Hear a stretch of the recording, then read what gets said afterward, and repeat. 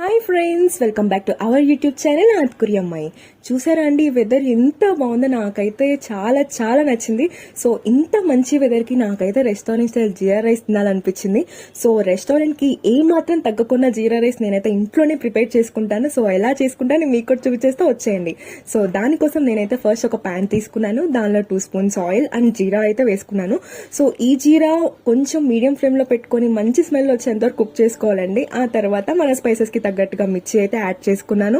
So ఇది కూడా cook అయిన తర్వాత మన లెఫ్ట్ ఓవర్ రైస్, అదే అండి మన సోనా మసూరి రైస్ అయితే యాడ్ చేశాను. సో మీరు ఇన్స్టెంట్ గా కావాలంటే ఇన్స్టెంట్ గా ప్రిపేర్ కూడా చేసుకోవచ్చు అండ్ బాస్మతి రైస్ కూడా యూజ్ చేసుకోవచ్చు.